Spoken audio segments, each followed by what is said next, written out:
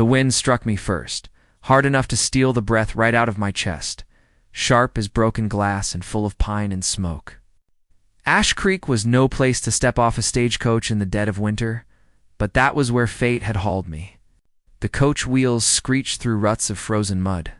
The driver's curses whipped away by the storm, and before I could even gather my courage, the door swung wide and I was pushed out into the white-lashed street as though the territory itself wanted nothing to do with me. I staggered, boots sinking in slush, and clutched the torn hem of my dress. The indigo silk, once proud and proper back in Boston, now clung like a shame. It seemed straining, my corset broken, my hair half loosed and full of travel's grime. A fine lady I was not. Not anymore. Not after 2 weeks crammed in a rolling coffin beside strangers who smelled of sweat, fear, and desperation. I had come here chasing a promise. Though even then, some part of me suspected promises meant less on this side of the mountains. The street itself felt like judgment. A half-dead town crouched between ridges, shutters rattling, a lone church steeple bent under the weight of snow. Men in heavy coats and women bundled like ghosts drifted between doorways, giving me glances sharp as knives. Not one offered a hand. Indifference here was survival. Kindness a weakness, too dear to spare. I searched the crowd for him, Nathan Crowley. His letters had been warm, full of ink-soaked charm, offering me a place, a future, perhaps even affection. He had painted himself as a rescuer, and I, desperate for escape, had believed. But the man who finally stepped forward was nothing like the gallant in my mind. His hat sat too clean, too fine, the coat lined with fur, not from labor, but from coin. His mouth twisted as his gaze ran over me. "Good Lord," he muttered. "You're not what I was expecting." The words pierced worse than the wind. I felt my cheeks flame even as ice settled in my chest. "You sent for me, Nathan," I managed, voice roughened from cold and travel. "I came all this way," he sneered, low enough for only me and the gawkers nearest to hear. "I asked for a modest woman, respectable. You look like something dragged from a gambling hall." My hands tightened on the shawl, clutched around me. This dress was fine enough when I left Boston. The journey was not kind. "But I am the same woman who answered your letter." His face went red, though not from shame. From fear of the whispers already circling of his own reputation being tainted by me. "This was a mistake," he said sharply, and stepped back. "Go back east. Or do as you will. I want nothing more to do with you." And just like that, before half the town, he abandoned me. He turned, shoulders stiff, boots crunching on frozen earth, and walked away. I stood on the platform, wind whipping my skirts as whispers rose like wildfire. Ruined woman. Tricked him. Shameless. I should have crumbled. Back east, I might have. But something fierce clawed up in me then, some spark that refused to be smothered. I lifted my chin, though the tears stung, and let them see my eyes unbroken. If I was to be cast out, it would not be as a beggar, and that was when I saw him. Across the street, leaning on a cane, stood a man who did not whisper. He did not sneer or avert his eyes. He simply watched, tall and broad, despite the stoop of pain, his face carved with scars the storm could not hide. A soldier once, by the look of him, though the war had left more than one mark. His gaze held me, not with pity, not with desire, but with something steadier, a recognition of the fight in me. He tipped his hat a fraction, almost imperceptible. And when the crowd turned away and left me alone in the swirling snow, he alone remained. I do not know what made me walk toward him. Pride, maybe, or the terror of being left with nowhere else to stand.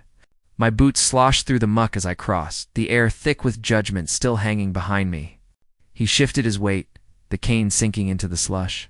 And when I stopped before him, his eyes were like winter sky, cold, endless, yet not unkind. "You'll freeze here," he said, his voice rough, gravel rubbed on steel. "Come with me," I blinked. "And why would you help me?" He studied me for a long breath. "Because no one else will."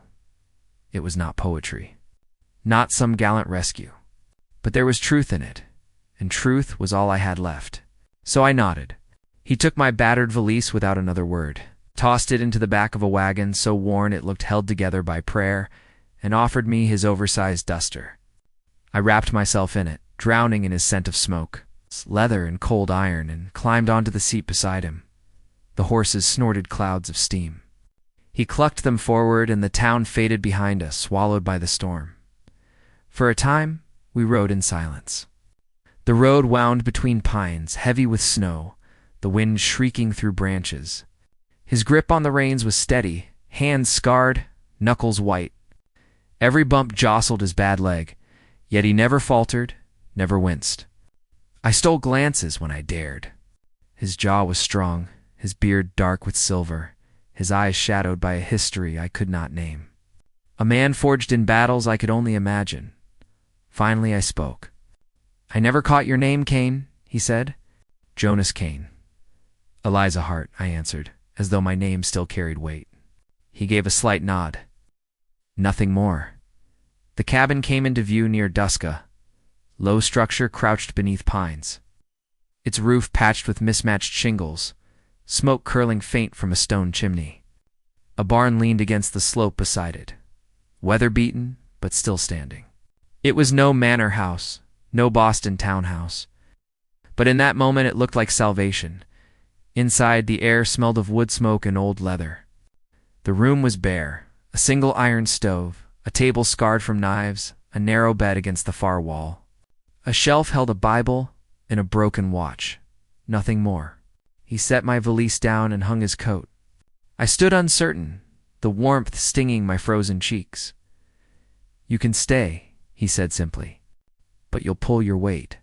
I don't keep idlers." A sting of pride rose, though I swallowed it. I'm not afraid of work, and I proved it. That night, he showed me the pump-out back. The handle froze my fingers, blistered my city-soft skin, but I filled the buckets. I carried wood clumsily, fumbling, nearly dropping logs, yet I set them by the stove. My hands burned and ached, but he said nothing, just watched. When at last the fire caught and the cabin warmed, I caught him looking at me, not with pity, but with something softer. Respect, perhaps. The days that followed blurred in snow and silence. He was not a man of many words, but I learned his rhythm. The way he limped, yet never faltered. The way his hands worked steady with tools. The way he left space for silence without needing to fill it. And I found myself changing. The city woman who once dreamed of silk and parlors now blistered her hands hauling water. Learned to split kindling, to mend with what little cloth remained. My skin roughened, my arms grew sore, yet my spirit strangely felt stronger than ever. And yet in the quiet moments I noticed things. A child's wooden horse on the shelf, a faded bonnet folded beneath shirts. Medals wrapped in cloth tucked carefully in a box. Ghosts lingered here. His ghosts. And though I longed to ask, his eyes warned me not to. Not yet. One evening, as I bent to stir the fire, I brushed against him. Elbow to elbow, fleeting.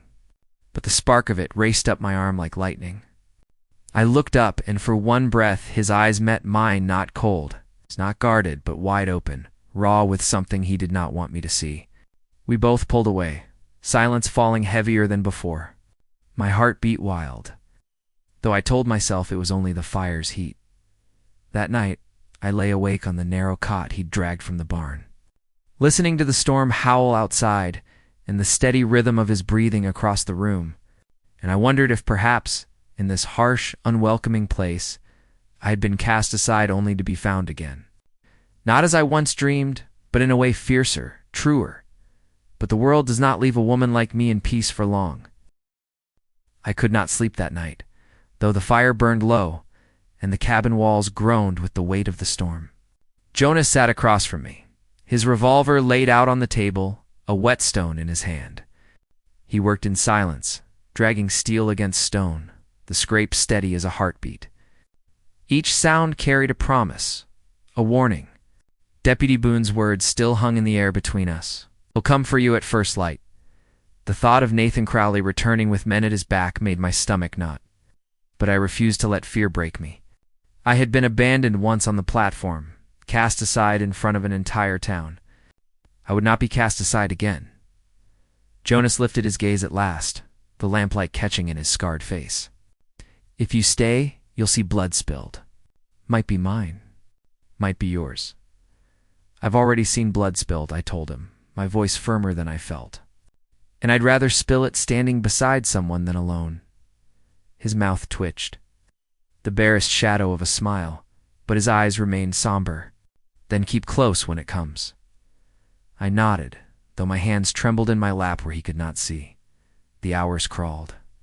I drifted into an easy slumber, only to jolt awake at every creak of the roof, every snap from the stove. Dawn was still a pale suggestion on the horizon when Jonas rose. Lantern turned low and limped to the window. I joined him, wrapping the duster tighter around my shoulders. The world outside was brittle white, the snow glowing faint with the coming sun, and their shapes moving through the fog riders. Jonas breathed slow, steady. He checked the chamber of his revolver and handed me the knife I'd used more than once in the cabin. Stay behind me, Eliza. No, I whispered, my chest tight. Beside you, the horses broke through the mist, Nathan at their lead, his fine coat dusted with frost. His mouth curled in that same sneer I remembered from the platform. Behind him, 3 men rode hard-eyed, guns slung loose at their sides. Jonas Kane. Nathan's voice rang sharp across the yard. You've got something of mine? I stepped forward before Jonas could answer. My voice cut the cold morning air. I am no man's property, Nathan Crowley, least of all yours. His face twisted, fury and humiliation battling for control. You'll regret crossing me. The both of you, Jonas, raised his revolver, calm as a man setting a nail to wood. You step 1 foot closer to this cabin, Nathan. It'll be the last step you ever take. The standoff stretched taut, the world holding its breath. And then chaos. A shot cracked, shattering the dawn. I ducked as wood splintered from the porch beam. Jonas fired back, his bullet sparking against a man's revolver, knocking it clean from his hand. Horses screamed, rearing in panic. Nathan cursed and spurred forward, pistol raised. Jonas shifted, but pain slowed him, his bad leg dragging. I saw the shot coming before he did. My scream tore out as I lunged, knife in hand, and slashed wild across the air. Nathan jerked back, startled, his coat ripping open where my blade struck. It was enough, just enough for Jonas to level his revolver and fire. The sound thundered through me. Nathan's cry cut off as he tumbled from his horse, landing hard in the snow. He clutched his arm, blood spreading dark against white. His men froze, their bravado gone in an instant.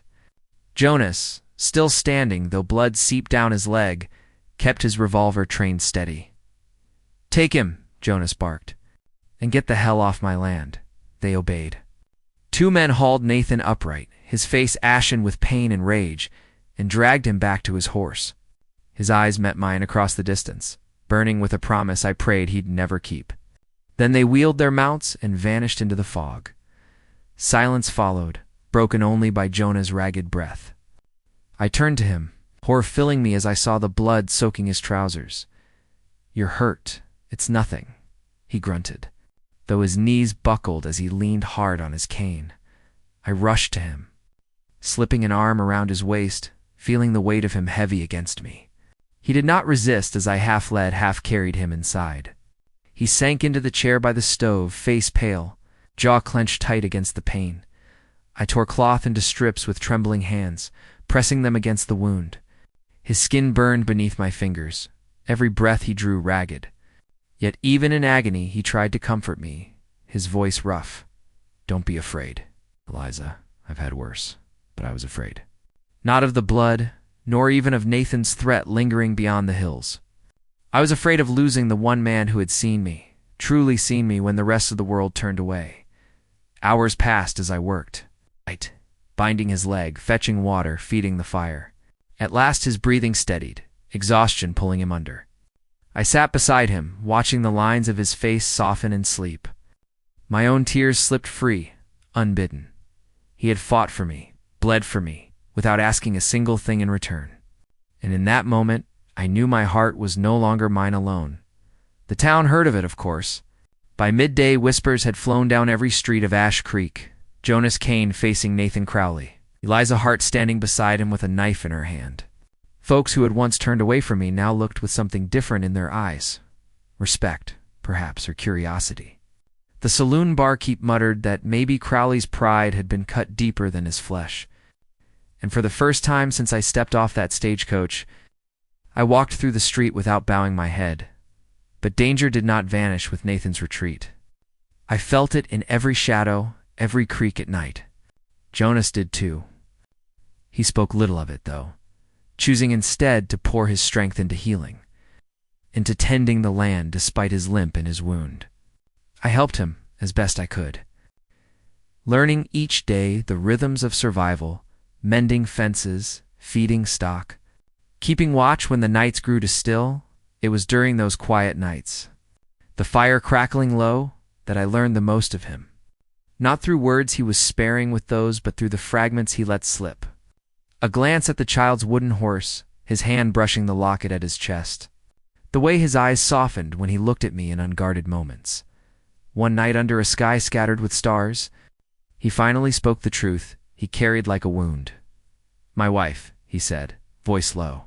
"She died birthing our child. The boy lived a day, maybe less.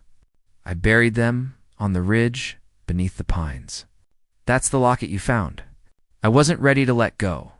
I reached for his hand, the roughness of it grounding me. "You don't have to let go," I whispered. "You just have to let yourself live again." He looked at me then, truly looked, as though weighing the risk of letting me in.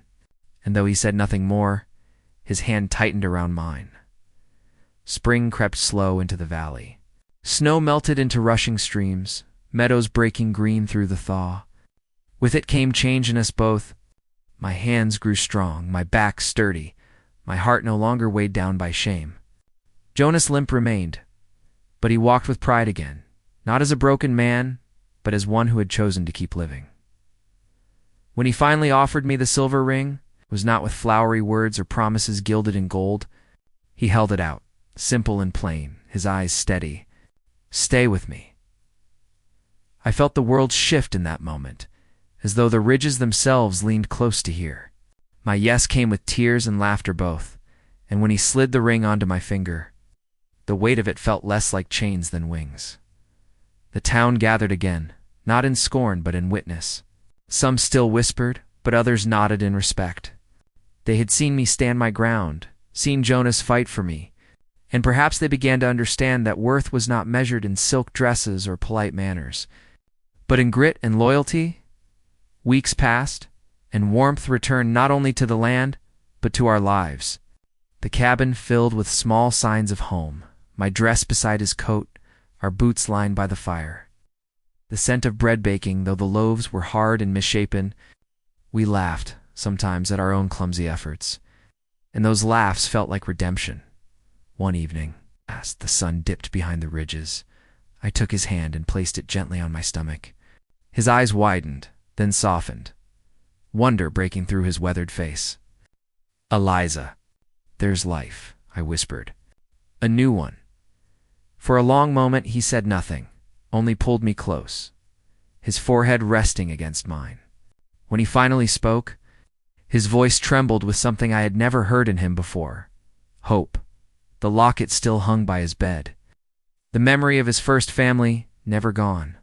But now, beside it, I tied a ribbon torn from my old Boston dress. To keepsakes, side by side, grief and new beginning. Past and future, we rode together across the thawing meadows, the sky wide and endless above us. His limp slowed him, but I matched his stride, never behind, always beside. The land was still harsh, storms still came, danger still lurked beyond the ridges, but together we carved meaning out of loss, forged a life not perfect but true, and under a canopy of stars, with the world spread vast around us, I whispered the truth I had learned through every trial, every scar. I wasn't denied. I was found,